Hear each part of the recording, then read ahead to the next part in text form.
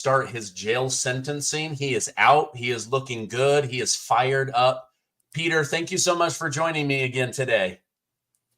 Yeah, well, we were talking off air. I think you're kind of bad luck for me. Your last interview before I went in, and now this. I don't know what's coming next, Stephen. It's like, well, we're gonna get into it.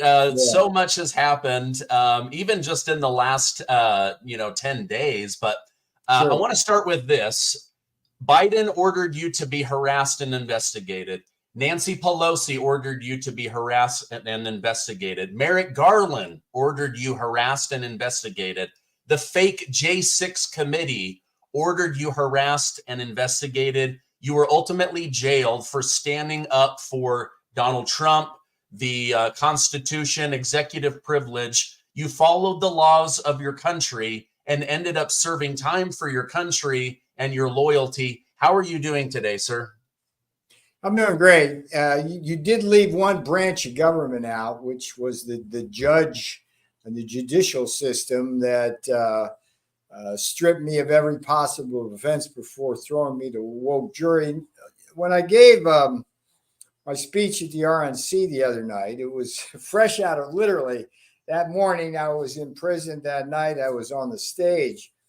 And one of my opening lines in the speech was, if we don't control our government, their government will control us. And then more textured, if we don't control all three branches of our government, their government will put some of us, like me and Steve Bannon, in prison and control the rest of us. And I think for your viewers, it's really important to understand that this was a whole of government weaponization.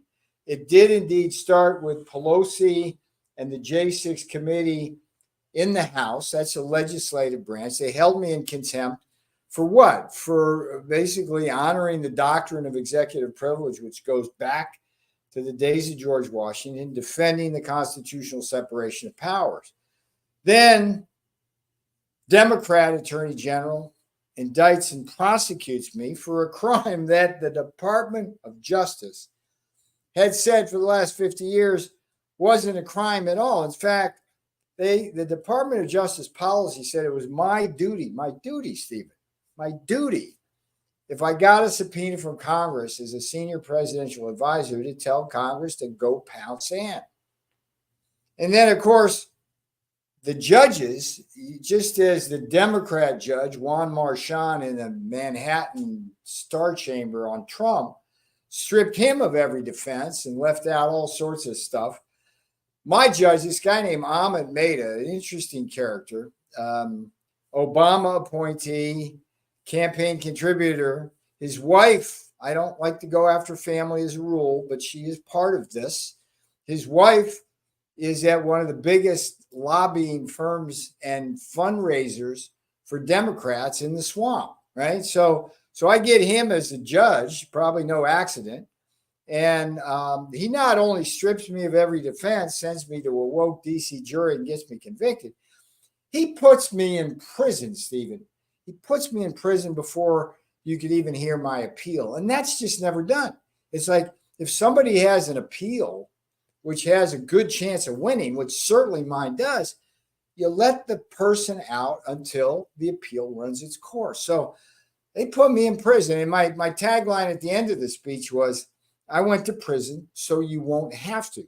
And what I meant by that, Stephen, simply is that, look at me. This can happen to you. You might be a parent going to a school board meeting complaining about all the woke stuff. And the next thing you know, the FBI's at your door. Catholics have been harassed. It's just wrong. And so this is going to be one of the many themes of the Trump campaign, this weaponization of the injustice system. And I'm the poster child, sir.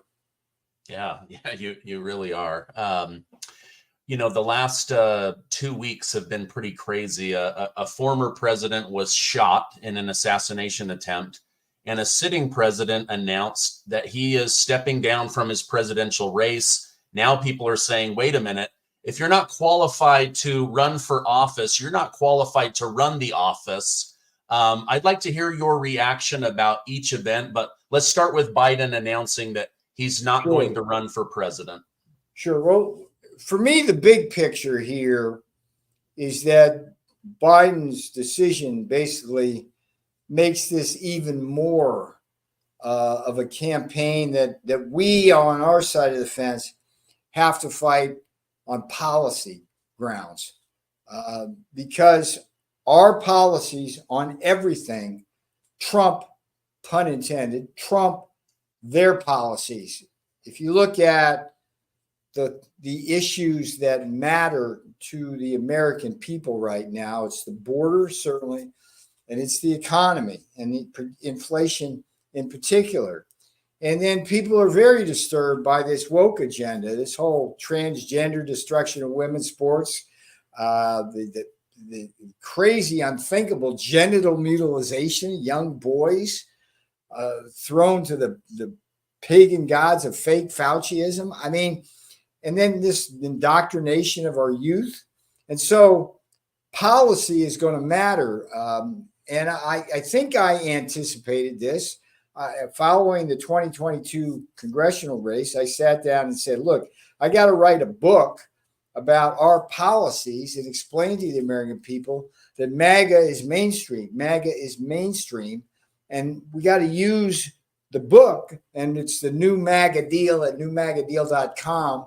Newmagadeal.com. It's the book that's going to explain not just the 100 actions in 100 days that Donald Trump is going to undertake, but it's also a book which will help people who read it defend our movement, Trump republicanism, against the inevitable attacks of the Democrats. Now, I did write an article back in January that predicted exactly what has just happened.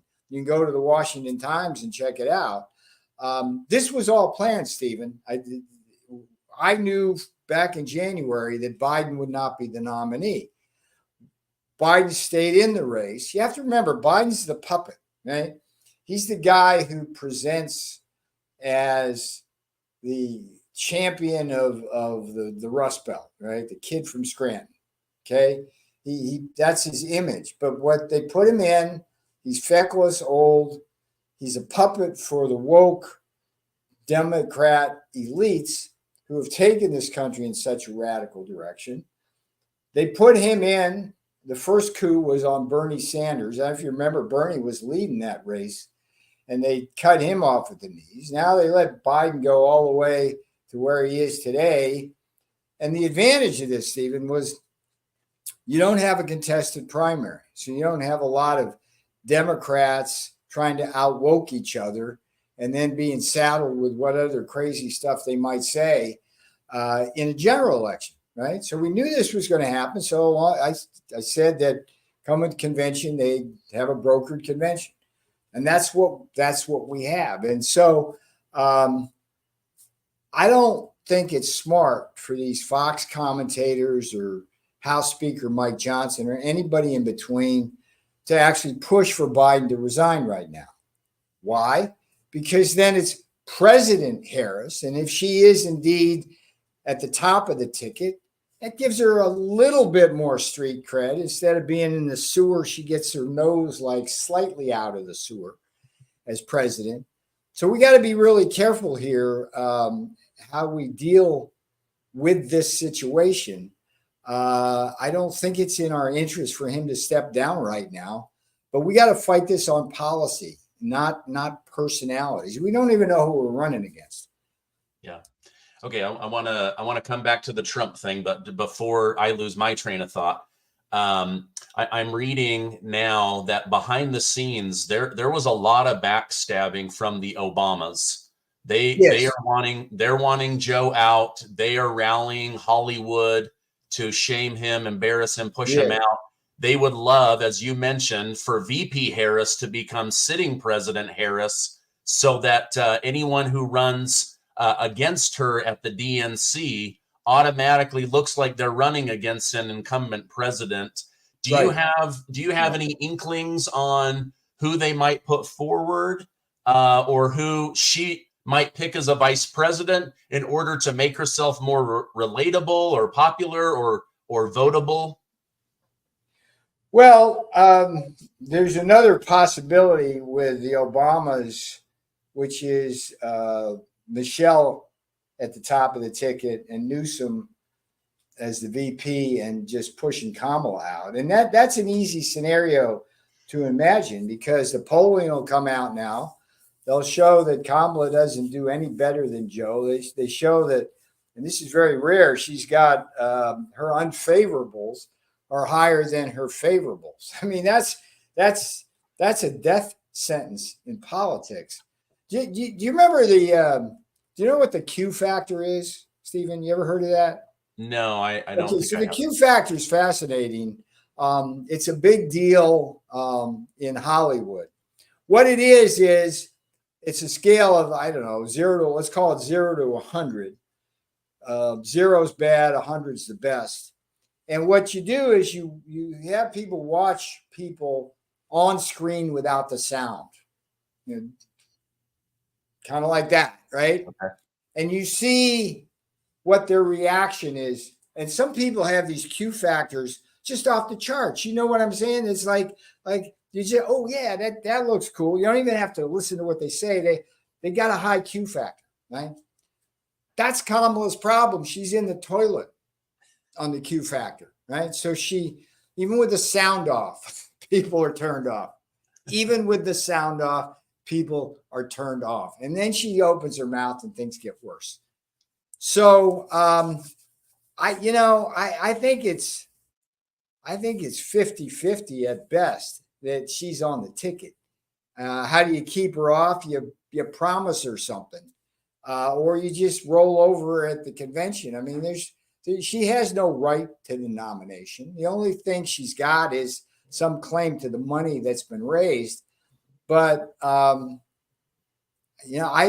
would, if I had to bet, right? If I had to bet right now, I don't bet that she's on the ticket. Yeah.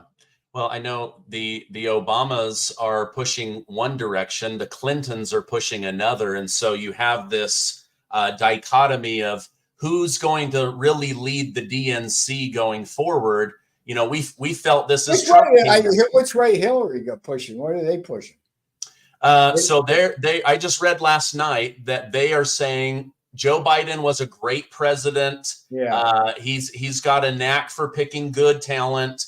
We need to put money and time behind Kamala. So they're going the Kamala Harris route, and okay. Obama, who didn't put forward Joe Biden after being his VP, is now not putting forward Biden's VP. So it's a track record of not wanting to be attached to Joe or Kamala in the future. Yeah. Well, it's interesting. Both of those families, Obama and Clinton, have somebody who could step in. So, you know what I mean? Yeah. Hillary, there'd be a heck of a fight there. No, I don't know. I mean, they've got a pretty thin bench. Gavin's a pretty slick politician. I thought the Michelle Gavin ticket would be something they try to gravitate towards. A lot of people talk about Gretchen Whitmer. The thing that's concerning about Gretchen Whitmer is Michigan, because Michigan should be Trump country, but you got the problem of Detroit, where these major cities, there's a lot of chicanery that goes on. I mean, the African Americans are coming strong now for Donald Trump, but that doesn't stop them from trying to steal it in Detroit. I mean, come on, it's like you're not allowed to talk about this stuff anymore. But we got pictures of what happened in Detroit the last time around. So the boss says, let's see what happens. What I recommend for people is that they got to get involved. We got a little overconfident there, to say the least, over the last month or so. And I think that's silly. It's misplaced. It's going to be a tight race because it comes down to a few states. What everybody viewing this now needs to do is find some way to get involved, whether it's recruiting colleagues, friends, other members of the family to vote, or whether it's working at a precinct or doing whatever you can. I personally like the idea of setting up peaceful patrols in key areas where they might try to put those drop boxes down and stuff the drop boxes. If you watch the film 2,000 Mules, which I'm a fan of, you can see the kind of chicanery that went on in certain places. But I'm hoping that the new Maga Deal book, the subtitle's kind of cool. It's the Unofficial Deplorables Guide to the Trump 2024 platform. We as think of us as ambassadors for Trump. Everybody out there, you read the book, you figure out 100 actions in 100 days, and most importantly, you can describe why MAGA, Make America Great Again, is Main Street traditional American values that we need to get back to. I mean, we're so far away from that with these Democrat elites. One of the other themes, they cut this out of the speech, Stephen, because the space constraints, and I actually got a longer speech than a lot of people, so I'm not unhappy about that. But one of the things I wanted to get up and say, I'll say it here, is that in order to win the election, we must not just unite the Republican Party, we have to unite the country. And so what I was going to say is, so here I am on the stage of the Republican National Convention. I like to reach out to every Democrat. Now check this list out. Every Democrat disengaged from, disenfranchised by, or disgusted with the radical left turn that the Democrat elites have taken both the Democrat Party and this country. Kind of has a nice turn to the phrase. And if you think about it, Stephen, think about how many Democrats have disengaged from the woke policies, the AOCs, the Kamalas, feel like they're disenfranchised because they're not being represented either at school board meetings or in the economy, or disgusted by. I mean, look, a large majority of Democrats, you ask them, you think transgenders should be able to go in and compete in women's sports? It's like, hell no! Exclamation point. Disgusted by that. So I think there's an opportunity to fracture the Democrat base, whereas our Republican base is the Rock of Gibraltar. So that's where this has to be fought. It's got to be fought at policy levels. We know what they're going to do. It's going to be orange man bad and abortion, abortion, abortion. That's it. And then if Kamala's in there, it's like first black president, that's first woman black president. That's it. That's all they got. And they're standing on a landfill stinking with all of American values that they buried there. Yeah. Like you said, a thin bench of talent and a thin bench of actual good policy. Going back to my question now, what was your reaction to this assassination attempt on President Trump? Well, I spent 4 months in a Miami prison, surrounded by razor wire and a couple of hundred fellow inmates. That was my worst day in prison, by far, by a long shot. I was in the room where they have the computers. Use the term loosely because they were like about 40 years old and could barely work to get email.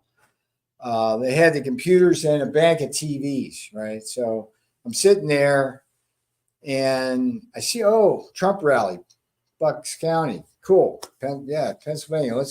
Then I look at it and I'm thinking, Stephen, because I've been to a lot of rallies, it's like, I don't like the looks of this one. It's like a small little bandbox. The thing that troubled me the most initially was in the background behind the stage, there's a big stand of trees. And I'm thinking, snipers. It's like you can't have that behind a president. And then they do like a pan around this like that. I'm thinking, wow, buildings, rooftops. That's not good either. But of course they'll clear those, right? So I go back to working a little bit, and the next thing I know, I look up just as stuff starts to happen, right? And I see, it's like, and then the blood, I'm, geez, God, what's going on here?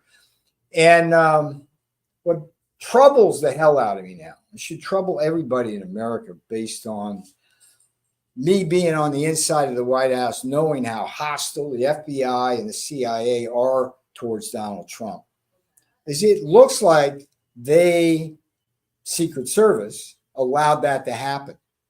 I mean, if you do I don't know if you know this, this seems to be new information, but they picked up on sensors a scope like 15, 20 minutes before this happened. Have you heard this yet? Yes. Yeah. Yeah. So you pick up the scope, they pick up initial sighting on a rooftop. They did another sighting on a rooftop.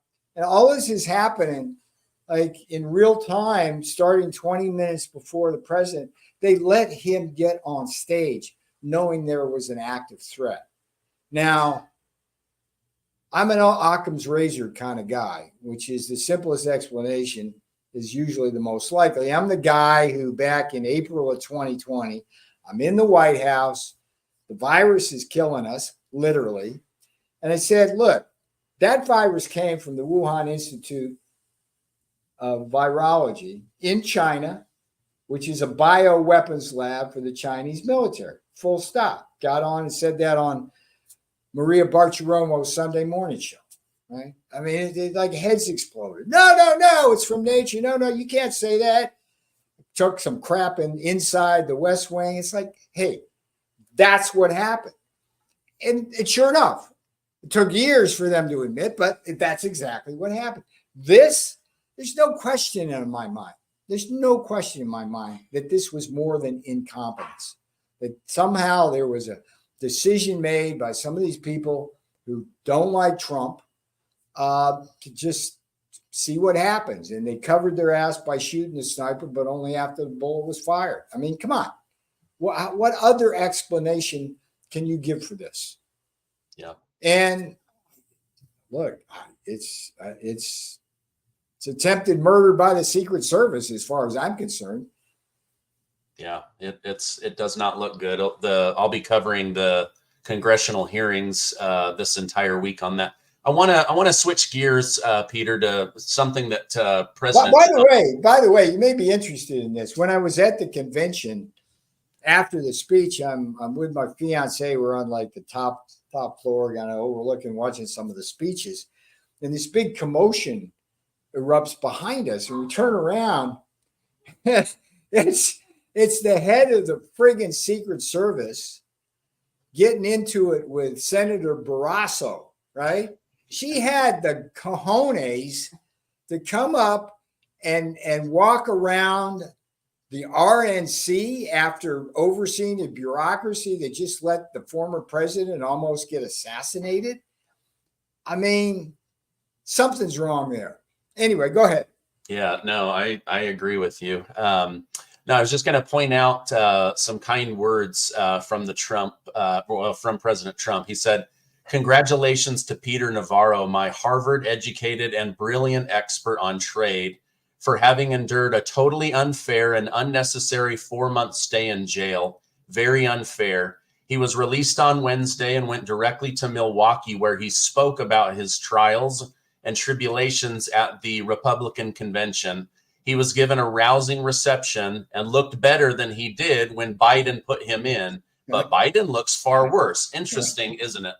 So he's so good at like pointing out the truth, but in a way that is like funny, right? So, that speech, you went from jail to like a standing ovation, but the truths that you shared, I think, were really important. And I know a lot of what you've been thinking about and working on is in the new book, the new Maga Deal. So tell my audience what's in that book. What are we going to learn by reading it? Sure. You can get on Amazon and also go to newmagadeal.com, newmagadeal.com. The book itself is published by Don Jr.'s publishing. And I wrote that book after the 2022 congressional races, where the whole thrust of that in many ways was to attack MAGA as a four-letter word. And so what I wanted to do with the new MAGA deal is basically two things. One is people who read New MAGA Deal, newmagadeal.com, you go there, you get 100 actions in 100 days. There's chapters that are written by some of the great Trump people. We've got Rick Grinnell on foreign policy. We got Mike Davis on all of the weaponization and some of the justice issues. Russ Vogt does a beautiful chapter on the fiscal cliff we're going over.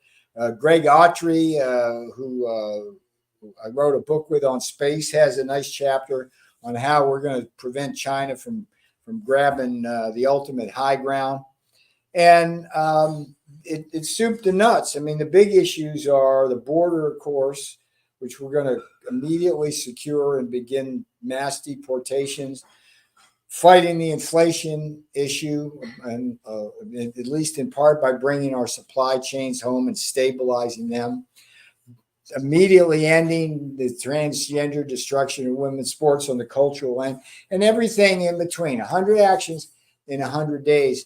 But the big thing about the new MAGA deal, I call it it's called the Unofficial Deplorables Guide to the Trump 2024 platform, is it will equip you with the information you need to repel and this criticism from the Democrats that somehow MAGA is something other than just mainstream America. That's who we are. And the MAGA triangle, Stephen, is strong manufacturing, defense, industrial base through fair trade. It's securing our borders, and it's an end to the endless wars. That's the three things in 2016 that differentiated Donald Trump from the 16 other Republican candidates and all of the traditional Republican issues, which MAGA supports. It's the tax cuts, it's the white regulation, and so on. So if you go out and get the book, read it, incorporate the message, be able to explain how MAGA is mainstream, and then give it to a friend.